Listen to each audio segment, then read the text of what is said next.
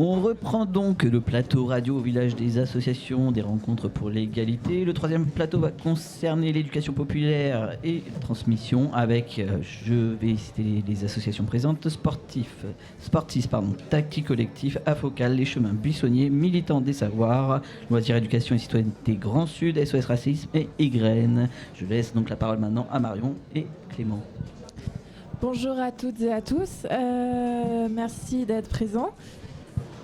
Alors, aujourd'hui, l'environnement associatif des structures invitées ne va pas sans éducation populaire pour conscientiser les individus à leur propre situation et à la situation de ceux et celles autour, tant individuellement que collectivement. Toutes vos associations visent un domaine différent et particulier, comme le sport, la musique, les sciences, l'écologie, les formations citoyennes et l'humanitaire. On retrouve de l'éducation populaire partout. Oui. Allez-y. Alors, effectivement, la place de l'éducation populaire, c'est vrai qu'elle est dans tous les interstices. Donc, c'est vrai qu'elle peut se construire absolument partout où on lui laisse de la place. La seule chose qu'il faut, c'est à la fois des personnes qui la font vivre, des publics bénéficiaires aussi qui viennent la chercher, mais qu'on peut aller chercher avec des démarches d'aller vers. Et bien entendu, des structures. C'est vrai qu'il faut des structures, pas forcément de l'argent, puisqu'en fait, l'éducation populaire, ça se fait dès qu'il y a de la volonté et dès qu'il y a des espaces pour créer de l'échange. Et pour vous, est-elle complémentaire ou conflictuelle avec l'éducation nationale ? Complémentaire, bien sûr. Nous, justement, on intervient aussi auprès de l'éducation nationale. On travaille avec eux et on va aller investir des espaces qui ne sont pas toujours investis par l'éducation nationale, mais qui viennent en complément des programmes scolaires et de ce qui peut être enseigné à l'école. Je pense qu'on transmet des valeurs qui sont les mêmes et qu'on va simplement aller généralement chercher des méthodes ou des façons aussi d'aborder l'apprentissage qui peuvent être un peu différentes de ce qui va être fait à l'école. Et pour moi, c'est complémentaire. Oui, alors ça devrait être très complémentaire, avec une petite nuance quand même, c'est que l'éducation nationale dispense aujourd'hui surtout des connaissances, et l'éducation populaire travaille à la construction de l'individu. Aujourd'hui, c'est la raison pour laquelle les deux sont éminemment, ou devraient être éminemment complémentaires, surtout maintenant qu'on a le même ministère. Oui. Rien à ajouter autour de la table ? Personne ? Non. Bon, très bien. Un point d'actualité avec vous tous. Donc, l'éducation nationale, toujours elle, a annoncé... Ah, pardon. Oui, vous avez dit ? Oui, le micro. Nous, du coup, à SOS Racisme, bien entendu, qu'on essaie de pencher vers des moyens d'éducation populaire, puisque c'est vrai que c'est assez délaissé, notamment sur les notions de racisme. C'est pour ça que d'ailleurs, on a mis en place la semaine de l'éducation, qui est du 18 au 21 mars, au 22 mars cette année. Et en fait, on essaie du coup d'aller dans les collèges, lycées, et essayer de sensibiliser en fait tous les jeunes sur ce qu'est le racisme, puisqu'en fait, on entend des discours à l'heure actuelle un peu banalisés, et des discours de racisme dit ordinaire également. Et je pense que c'est depuis plus jeune âge que en fait, ces discours-là, ils se forment et qui se déconstruisent. Donc nous, on est là pour mettre en place des ateliers et également de la discussion vraiment avec les différents jeunes issus des quartiers populaires, mais aussi des classes un peu plus aisées dans lesquelles on peut retrouver des discours qui sont quand même discriminatoires. Voilà. Donc je disais l'éducation nationale, pour faire un petit point d'actualité, a annoncé faire des essais dans certains établissements, des essais d'expérimentation de l'uniforme. Donc l'enjeu annoncé est de créer non seulement de l'intégration, de lutter contre le harcèlement et de créer un sentiment d'égalité au sein des établissements scolaires. Donc vous, en tant que organisme d'éducation populaire, quel est votre sentiment là-dessus ? Vous n'en avez pas. Si, on va quand même intervenir. Alors, difficile d'avoir une opinion arrêtée sur la question de l'uniforme. Voilà, en France, ça fait longtemps que ça n'a pas été essayé. Mais par contre, ce qui est certain, c'est surtout sur une logique d'égalité des droits et des chances qu'il faut travailler. Et l'uniforme, ça ne reste qu'un uniforme. Aujourd'hui, il y a tellement de choses à faire en dehors de ça, aujourd'hui, pour que effectivement les enfants et les jeunes soient accueillis dans tout le système éducatif, que ce soit le système scolaire ou dans les différentes associations dans lesquelles nous sommes aujourd'hui. L'uniforme, c'est de l'apparence. Il y a la vitrine. Ce qui compte, c'est quand même le contenu. Je rebondis sur ce que monsieur a dit. Il faut travailler le fond. Moi, je travaille sur l'éducation affective et sexuelle et je pense que c'est la meilleure façon de faire le citoyen de demain. Donc, c'est une éducation qui devrait être faite dès le plus jeune âge et ça éviterait peut-être des uniformes qui vont rien changer à ce qu'il y a à l'intérieur des têtes. Voilà. Et de pouvoir développer l'esprit critique, le respect de soi, le respect de l'autre, je ne vois pas qu'est-ce qu'il y a de mieux. Voilà. Donc, il faudrait proposer un uniforme de l'esprit, je ne sais pas, sans être formaté, mais pouvoir permettre à chacun d'être ce qu'il est avec le respect de toutes nos différences et nos singularités. Parce qu'on est en plein... On ne fait que des injonctions pour carrer d'autres injonctions et c'est... voilà. Moi, personnellement, ça me fatigue. Ouais. Sur cette question de l'uniforme, SOS Racisme, on est quand même particulièrement inquiet, pas qu'on ait un point de vue particulièrement arrêté sur la question, bien que ça a été dit, ça ne gomme absolument pas les inégalités, et encore moins sur nos sujets, ce qui va être des formes de harcèlement discriminatoire et autres. Et c'est particulièrement inquiétant que ça s'inscrit dans un contexte plus large d'une vague réactionnaire quand même, et de souhaiter revenir à un passé qui est pour l'essentiel fantasmé en plus dans notre pays, et suite aux révoltes urbaines qu'on a connues après le meurtre de Naël, un signal qui est envoyé en direction de la jeunesse et notamment de quartiers populaires de mise au pas, que ce soit à travers le SNU, la polémique qui a été la première prise de position de Gabriel Attal lorsqu'il a pris le ministère de l'Éducation nationale, et maintenant cette question des uniformes, c'est une tendance, ça s'inscrit dans une tendance plus large dans la société, qui est assez réactionnaire et qui ne va pas dans le sens de l'émancipation de la jeunesse, dans la construction d'un esprit critique, d'une ouverture au monde. Donc c'est un petit peu comme ça qu'on l'analyse. Et pour l'anecdote, juste un coût d'un uniforme, ça a été, il me semble, c'est un chiffre qui avait été sorti, c'était évalué à 200 € par an et par élève. Alors il faut savoir que 200 € par élève fois 30 élèves, ça fait 6 000 €. Et en fait, ça finance un voyage linguistique, culturel, qui participe à l'ouverture en fait, des élèves sur le monde. Donc si on ne veut pas que les jeunes se replient sur eux-mêmes, qu'on crie matin, midi et soir au séparatisme et à je ne sais quel encore épouvantail, donnons-nous peut-être plus les moyens d'ouvrir l'esprit des jeunes sur le monde et de développer un vrai esprit critique.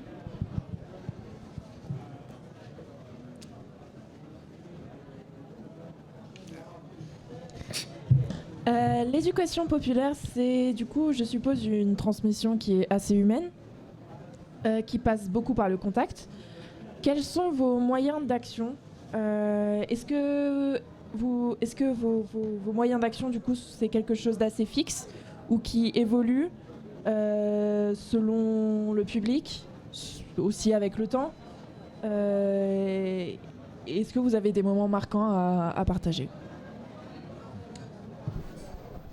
Alors, on doit avoir à peu près autant d'interventions aujourd'hui que d'organismes autour de la table. On a les mêmes objectifs, des approches différentes.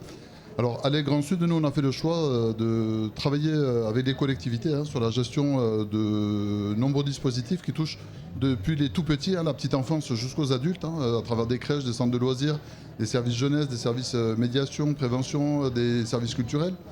Notre objectif à nous, clairement, c'est de redonner à chacun la possibilité de penser par soi-même. On pense que c'est quand même la meilleure manière d'armer chaque citoyen demain, d'en faire un citoyen d'abord, mais d'armer chacun pour qu'il prenne toute sa place dans la société. Et l'objectif, c'est de marcher à côté. C'est-à-dire que l'ensemble des dispositifs, des professionnels qui travaillent dans nos réseaux aujourd'hui, ne conduisent pas l'individu, ne conduisent pas l'enfant là où nous on a décidé qu'il faut qu'il aille. On lui apporte simplement les ingrédients et c'est à lui de se construire. On part du principe que l'enfant n'est pas le citoyen de demain, mais il est déjà citoyen aujourd'hui. C'est pas uniquement avec le droit de vote. Chaque être a besoin d'avoir une autonomie de jugement à la hauteur de son âge, c'est clair. C'est notre mission, encore une fois, d'en faire des citoyens éclairés qui prennent toute leur place dans la société et surtout qu'ils soient armés, pas virtuellement, pas en vitrine, pas en façade, mais dans la tête pour vivre les uns avec les autres aujourd'hui, puisque ça a été évoqué, mais le brassage des peuples et cultures, c'est dans le sens de l'histoire. Aujourd'hui, clairement, à nous de l'accompagner et c'est le travail que font beaucoup d'associations. Nous, au Chemin Buissonnier, on a fait le choix du coup de travailler en croisant l'art et la science dans les apprentissages et l'appréhension du monde. C'est le fondement de l'association, c'est vraiment de faire collaborer des artistes et des scientifiques dans des dispositifs d'éducation populaire, des ateliers, des événements, des propositions artistiques, des spectacles, des projections. Ça va passer par exemple par des ateliers qu'on propose aux élèves où ils vont pouvoir comprendre le fonctionnement de leur cerveau par le corps et par la danse. On va favoriser aussi des apprentissages qui sont multisensoriels en développant beaucoup d'actions autour du toucher avec des outils tangibles qui permettent vraiment d'appréhender la réalité par le toucher. C'est notre façon d'apprendre aussi et de comprendre le monde. Et en croisant ces approches, on a vraiment envie d'inciter les élèves et puis les adultes aussi à découvrir le monde autrement par le sensible, par l'émerveillement, par tous leurs sens et à sortir aussi de l'apprentissage qui serait uniquement intellectuel. Pour aller comprendre aussi un petit peu différemment ce qui nous entoure. Donc je continue avec l'action de la focale, puisqu'en fait elles sont toutes très complémentaires à ce que je vois. Nous, on est uniquement sur la formation des acteurs éducatifs, enfin je dis uniquement, surtout en particulier sur la formation des acteurs éducatifs. Et du coup, c'est bien ce moyen-là qu'on va utiliser, c'est la capacité de faire réfléchir chaque acteur actuel ou futur acteur éducatif à la manière dont il va considérer les jeunes, les personnes qu'il va avoir en face de lui, à la manière dont il va pouvoir lui apporter tout son soutien et l'aider à grandir dans ce qu'il a et par ce qu'il a. C'est ce qu'on appelle, nous, la pédagogie de l'accompagnement. Et voilà, en fait, on va vraiment planter des graines dans les têtes des acteurs éducatifs, que ce soit des professionnels, mais aussi les parents, et faire en sorte qu'ils puissent apporter vraiment tout leur soutien en ayant la sincère conviction que chacun peut apporter ce qu'il a et que chacun a vraiment quelque chose de particulièrement heureux à donner aux autres pour se mettre au service de la société. Voilà, donc on va vraiment passer uniquement, en particulier par la formation des acteurs éducatifs et par la construction de ces pédagogies actives aussi, mais comme ça a déjà été dit, vraiment passer par le faire, passer par la construction de l'esprit critique. Bonjour, moi je suis de l'association Sportis, si on parle de sport, et un peu c'est au terrain. Et donc on fait un rôle complémentaire avec l'éducation nationale, avec l'accès au sport pour tous. Et aussi à Sportis, on parle beaucoup de l'intégration sociale et le côté de vivre ensemble. Et avec la diversité de public qu'on a et les activités qu'on fait ensemble. Donc c'est un rôle aussi qui fait partie de l'éducation populaire. C'est l'égalité pour les chances et aussi pour l'accès au sport pour tous. Et on passe des moments vraiment très importants pour les jeunes. On fait des activités entre les rurales et l'urbain. Et on a des jeunes qui partent de la ville vers la campagne ou le contraire. Et on fait des activités sportives qui aident les jeunes à bien s'intégrer socialement et culturellement. Et puis nous, du coup, à SOS, on a un pléthore d'activités dite éducation populaire qu'on essaie de déployer, notamment du coup je vous parlais de la semaine de l'éducation, mais également par exemple on a différentes expositions, notamment sur Martin Luther King, sur la décolonisation, et c'est en fait des formats qui sont très intéressants, notamment pour les profs d'anglais par exemple, de l'instruire, de le mettre en valeur. On a également du coup Passeport qui a été affiché par exemple au conseil départemental pendant quelques semaines et qui maintenant va être à la Salvetat Saint-Gilles. Enfin voilà, c'est des actions d'éducation populaire qui restent ouvertes également, comme ces expos par exemple, et bien entendu sur des publics plus ciblés puisqu'on travaille avec des institutions, des professeurs, et après ça va être également une présence notamment dans le cadre du coup de Salam Shalom Salut, qui est un programme qu'on essaie d'exporter partout dans les villes, et notamment par exemple la semaine prochaine à Perpignan, ça va être un tournoi de rugby et de foot qu'on organise avec des rugbyman, également des gens de la MMA, où là en fait on va essayer de donner un côté un peu loisir, mais tout en sensibilisant et en essayant de faire rencontrer les différents publics et de laisser la parole également aux jeunes, puisque dans le cadre de Salam Shalom Salut, en fait on a différents regards, différents témoignages dans des réunions publiques de gens qui sont issus de différentes confessions musulmanes, juives.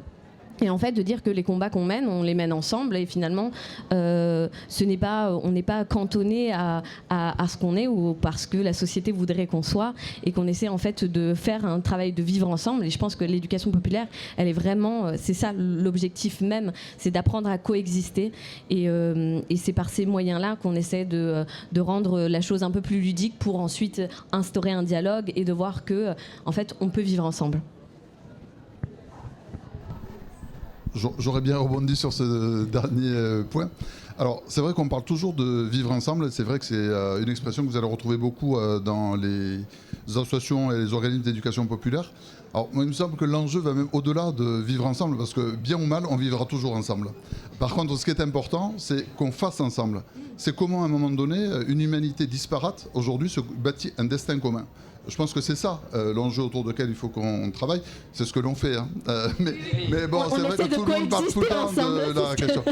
Mais coexister, c'est presque statique, moi je trouve. C'est comment on bâtit les choses ensemble, comment on construit ensemble, comment on est complémentaires ensemble. Voilà, pour moi, il y a encore une phase supplémentaire. Ça exclut la moitié de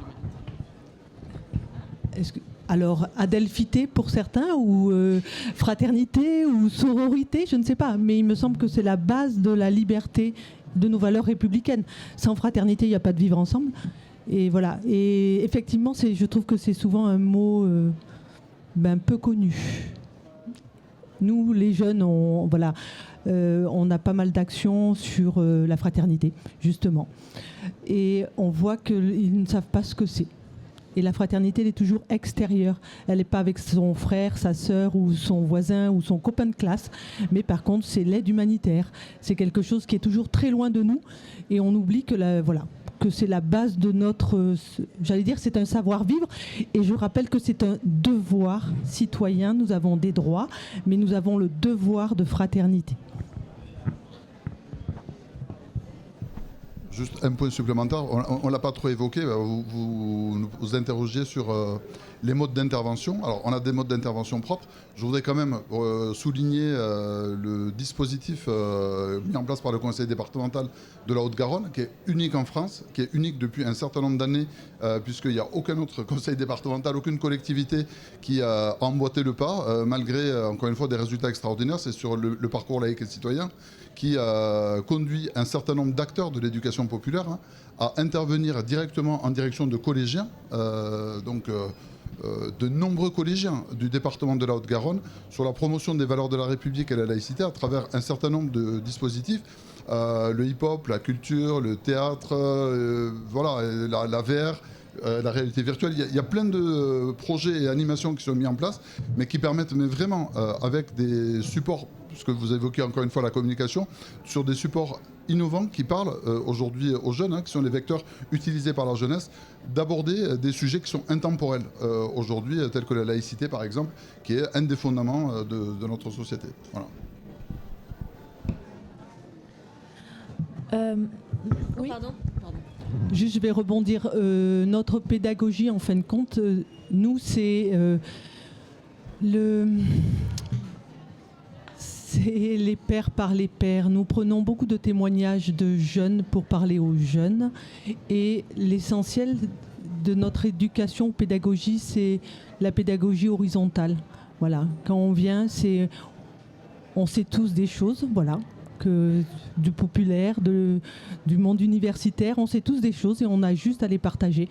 Et c'est vraiment le fond de commerce, j'allais dire, de notre vouloir faire. Donc la transmission va dans les deux sens. Pour continuer, du coup, le niveau de richesse varie aussi selon les zones urbaines, périurbaines et rurales, mais aussi encore à l'intérieur de ces zones où certains quartiers urbains, par exemple, restent plus défavorisés que d'autres. Est-ce que les moyens à déployer pour vous qui intervenez méritent aussi une plus grande attention? Est-ce que c'est plus compliqué du fait du manque de structure ou d'intérêt peut-être? Est-ce que l'approche est différente? Ou pas? Je ne vais pas répondre à votre question, je vais juste faire une remarque. On apprend il y a peu de jours qu'il va y avoir 10 milliards d'euros d'économies cette année, 20 milliards l'année prochaine, donc 30 milliards en tout. Ça va venir à moins par rapport à la question des moyens, puisque dans la liste des lignes budgétaires qui sont touchées, la jeunesse, évidemment, et l'éducation populaire sera aux premières loges. Voilà, donc oui, effectivement, les moyens sont déjà insuffisants aujourd'hui, mais on en aura encore moins demain. Voilà, c'est clair. Je pense que Valentin l'a évoqué en fait, rien que le coût de l'uniforme par exemple. J'ose même pas imaginer le coût du SNU. Donc je pense qu'en fait voilà, c'est des moyens en fait, c'est le budget. Enfin, je pense qu'on a des budgets, mais c'est la manière dont ces budgets-là ils sont ciblés. Et je pense que nous, et c'est ce qu'on promeut justement en fait, de le cibler vers des actions qui sont en fait dans l'ouverture d'esprit, dans l'esprit critique également, et à l'ouverture dans l'autre, et de se dire qu'en fait nous militons ensemble et nous luttons ensemble contre, du coup en l'occurrence chez nous, contre des luttes antiracistes, antisémites, et c'est un peu se faire valoir, notamment avec les discours montants discriminants de plus en plus, avec une banalisation notamment de certaines chaînes d'information qui légitiment finalement des discours racistes et discriminatoire, perpétuel. Donc en fait, nous, on promeut réellement de ce réinvestissement en fait, de l'argent public qui soit réellement ciblé et à des actions comme des voyages scolaires notamment. Enfin voilà, je sais que avec SOS et notamment avec une autre association, l'UEJF, nous avons organisé un voyage en Israël il y a quelque temps pour faire rencontrer en fait les différentes jeunesses. Également, on a par exemple Regard Croisé qui permet de mettre en relation du coup des jeunes algériens avec des jeunes français, et du coup on a essayé de faire en sorte d'organiser pendant une semaine du coup à Paris, de faire venir ces jeunes là pour essayer de discuter, de rencontrer. Donc en fait ces moyens là on les fait alors grâce à des subventions, pas avec certaines institutions qui nous aident, mais en effet je pense que c'est quelque chose qui devrait être généralisé et dont l'État devrait en fait être porteur et vecteur en fait de ces moyens et de ces thèmes là. Pour compléter sur ces questions, et peut-être effectivement, enfin vraiment l'argent est le nerf de la guerre, on l'enlèvera jamais. Et à la fois, je pense qu'il y a aussi une problématique sur la question de la reconnaissance par les autres acteurs, qu'ils soient éducatifs, mais aussi les personnes et les bénéficiaires en particulier, de ce que c'est l'éducation populaire, de ce que ça a été, d'où est-ce que ça vient, quelle est son histoire et quels sont ses fondements et ses buts aussi, ce vers quoi elle va. Parce qu'en fait, aujourd'hui, alors d'un point de vue très personnel et local, finalement, ce qu'on observe, c'est que les personnes, notamment en milieu rural, ne savent plus forcément ce qu'est l'éducation populaire, que ce soit les plus jeunes ou les plus vieux. En fait, c'est quelque chose qui se perd. Ça se perd autant en milieu rural que ça se perd en ville. C'est peut-être pas connu dans les publics qui sont les plus éloignés de toute cette connaissance-là. Et donc, en fait, il y a aussi cette question de la reconnaissance. Et si l'État... Alors avec tous les remaniements ministériels, avec les passages d'un ministère à l'autre, le fait qu'on ait un secrétaire d'État à la jeunesse et puis plus, etc., forcément c'est difficile. Mais si on avait effectivement ce soutien à la fois par l'État et aussi en sortant des dispositifs dont on parle, et du coup en prenant en compte la diversité des parcours d'engagement qui sont proposés par les fédérations d'éducation populaire et par toutes les associations du tissu associatif local, si on prenait en compte ces personnes-là, leur action, la masse de bénévolat qui est faite et qu'on disait oui, en fait ces personnes ont un rôle à jouer dans la cohésion sociale, dans la fraternité, comme on le disait tout à l'heure, et on n'aurait peut-être pas besoin d'argent puisqu'on aurait la reconnaissance de base. Forcément, ça viendrait peut-être après, on l'espère en tout cas. Voilà, donc je pensais à ça et je pensais aussi à souligner, il y a un rapport du Conseil économique, social et environnemental qui est sorti sur l'éducation populaire comme enjeu du 21e siècle. il fait 45 pages, mais ces 45 pages, c'est une bombe atomique et c'est quelque chose qu'il faut qu'on arrive nous-mêmes à valoriser aussi sur en fait, la place de nos métiers, la place de notre action et l'importance de toute la sueur qui est donnée par tous nos bénévoles de manière à faire vivre la cohésion sociale. Voilà, c'est quelque chose qui est trop souvent oublié aussi, que je voulais rappeler. Mais de fait, effectivement, pour compléter aussi, à partir du moment où on va chercher dans nos dispositifs, et c'est le cas un peu pour toutes les associations qui sont ici aujourd'hui, à aller toucher d'autres publics, à sortir un peu des chemins qu'on emprunte habituellement, à aller chercher des pédagogies différentes.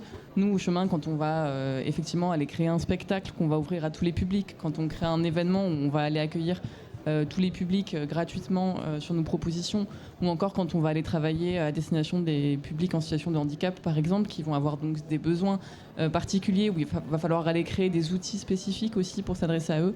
Tout ça, c'est du temps et c'est aussi des moyens dont on a besoin pour pouvoir répondre justement aux besoins spécifiques de chacun de ces publics, pour pouvoir aller créer de la mixité, pour pouvoir aller les rencontrer et pour pouvoir les intégrer tous et toutes dans nos actions. Je voulais revenir sur la question très intéressante de la reconnaissance. La reconnaissance, c'est un élément fondamental aujourd'hui, parce que l'éducation populaire, ce n'est rien d'autre que de faire société avec les citoyens aujourd'hui. Donc c'est considérer chacun non pas comme un consommateur, mais comme un acteur à part entière. C'est ça, faire société aujourd'hui ensemble. Alors, je vous invite à regarder sur les dernières années, sur toutes les campagnes électorales, sur les professions de foi, aujourd'hui, combien de fois vous trouvez le terme éducation populaire dans les termes pour les élus? Mais c'est hallucinant. Je veux dire, aujourd'hui, il y a des élus parfois qui en parlent. Alors, certaines collectivités, oui.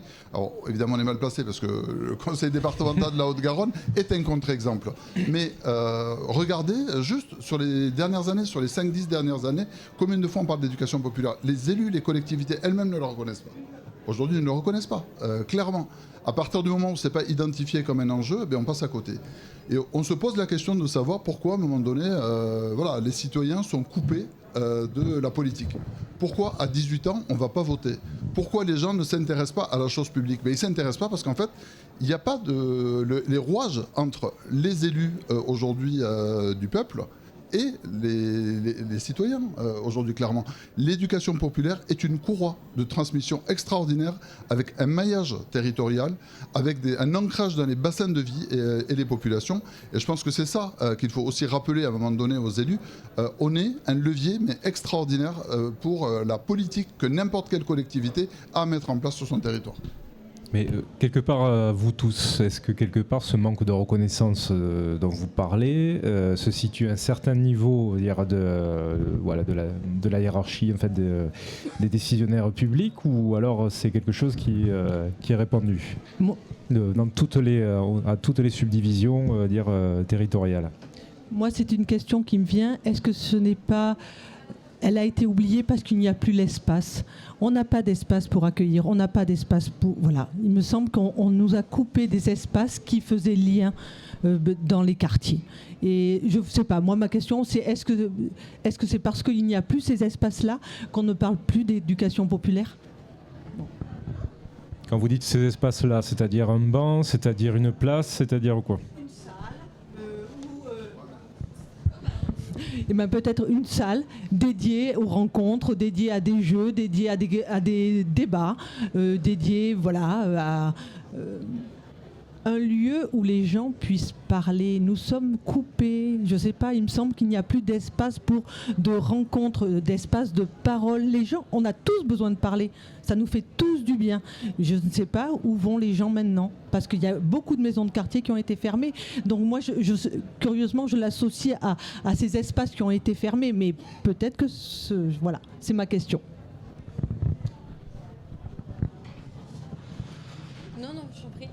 C'était pour essayer de répondre à la question et en même temps, j'ai pas forcément le recul qui me permet de savoir précisément. J'ai pas forcément de statistiques ou quoi.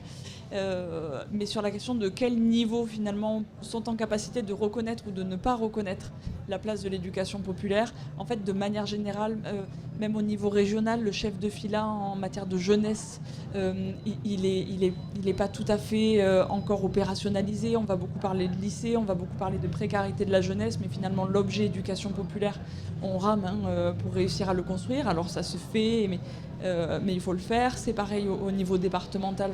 Camille l'a dit plusieurs fois, mais on a de la chance avec ce conseil départemental qui est présent. Et à la fois, c'est une grande région qu'est la région Occitanie. On est tous là pour l'Occitanie. Donc voilà, ça peut être très différent d'un département à l'autre. Je pense personnellement que c'est parce qu'il y a des personnes qui ont été engagées elles-mêmes personnellement qu'elles sont ensuite en capacité, quand elles sont sur des postes politiques ou en représentation, qu'elles vont avoir la mémoire, le souvenir de ce qu'était l'éducation populaire et que donc elles vont pouvoir le transmettre à leur tour. Parce qu'après, en dehors de ça, il n'y a pas d'espace institutionnel dans lequel il soit dit, en fait, les gars, pensez à faire de l'éducation populaire parce que c'est un truc qu'il faut faire. Personne à aucun moment donné, dans aucune formation des élus, dans aucune...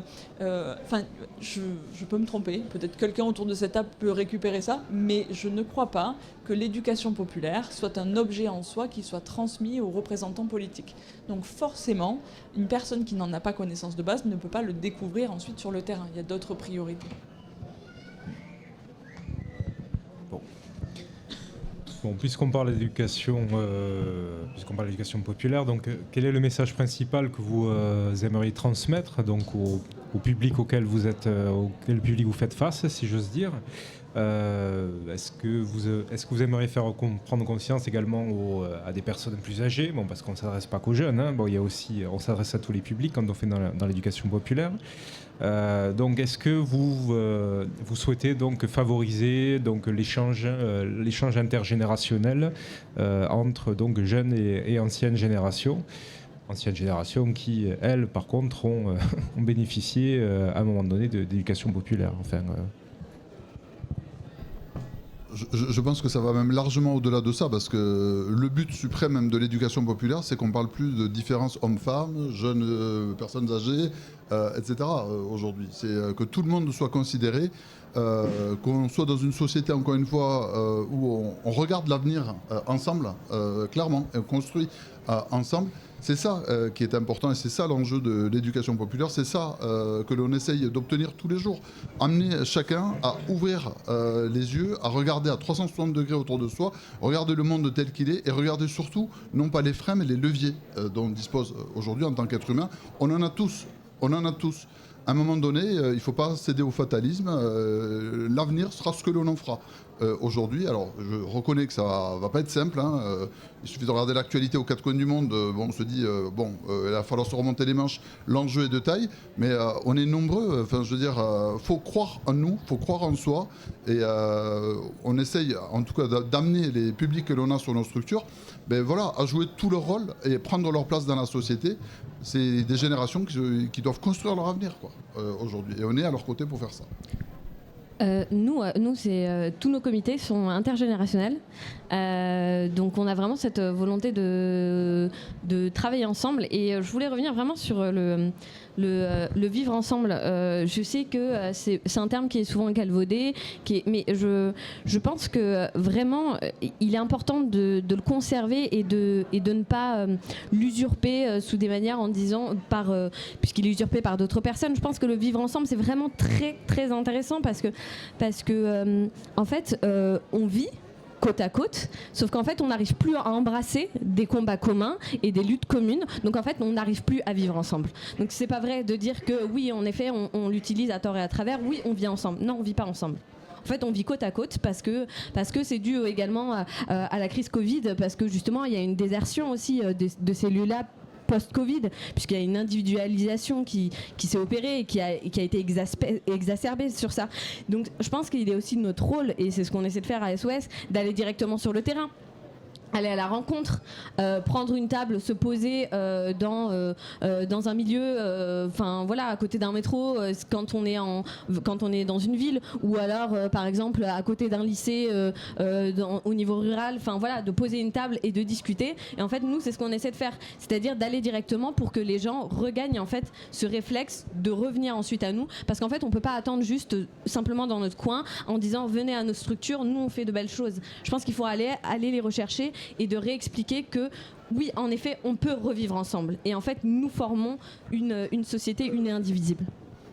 juste pour compléter, ça revient un petit peu sur la question précédente aussi des territoires et des spécificités, sur cette question des valeurs qui, à notre sens, doivent rester des valeurs qui émancipent et qu'il ne faut pas lâcher à la réaction.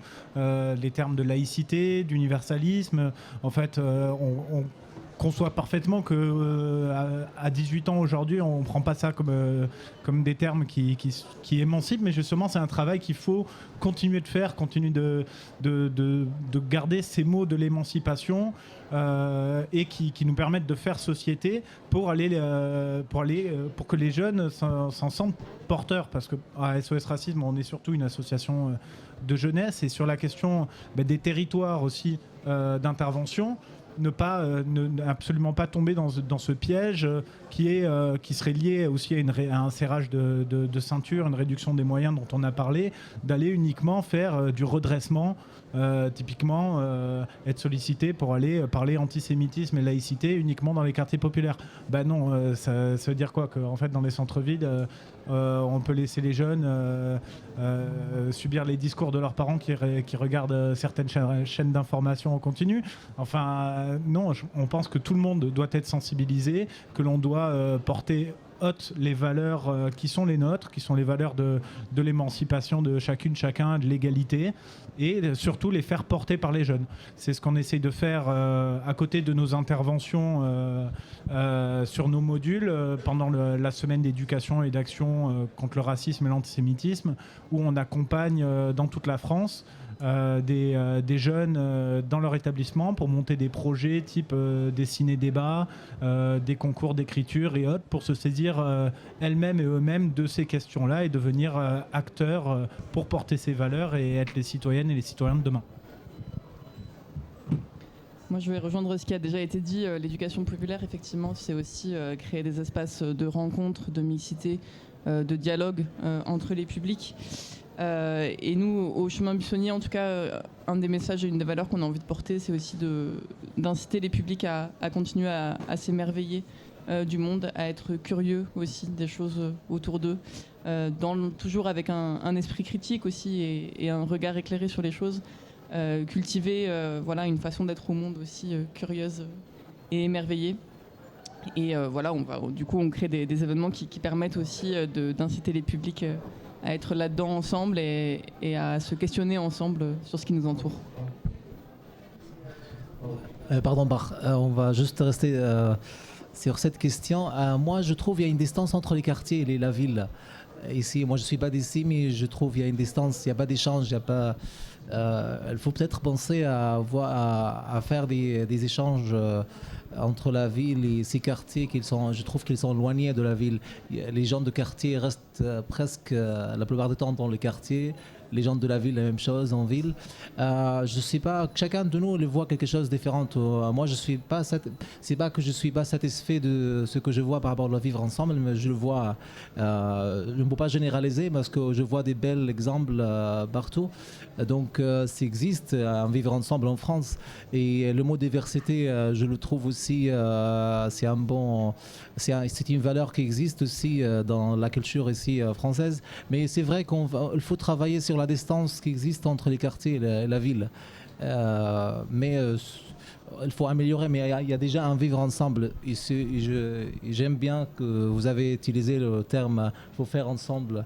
C'est vrai, c'est la pratique de vivre ensemble. Et, le sport, c'est un bon moyen de raccourcir la distance entre les quartiers et la ville.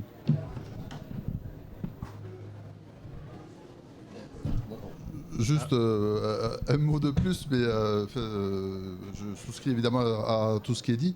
Après, ce à quoi on œuvre aujourd'hui, c'est à une société, je vais reprendre l'expression, mais je pense que ça va parler à tout le monde, où chacun contribue à hauteur de ses moyens et chacun prend à hauteur de ses besoins aujourd'hui, où chacun a sa place en fait.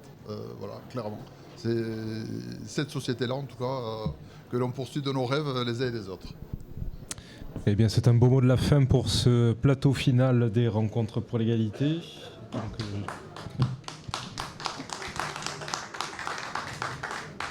Juste le temps de changer de plateau et on va dire au revoir avec le conseil départemental de la Haute-Garonne.